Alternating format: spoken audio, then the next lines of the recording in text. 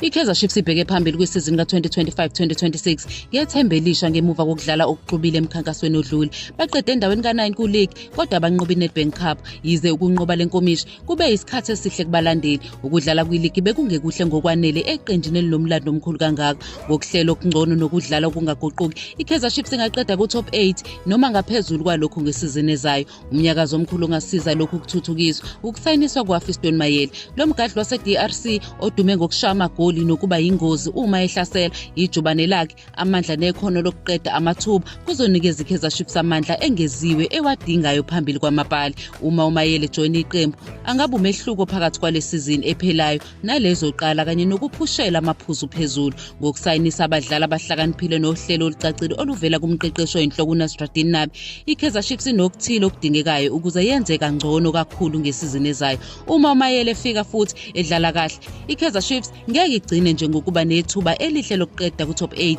kodwa ingase imangaze wonke umuntu futhi iqhudelane nabahamba phambili ku-league.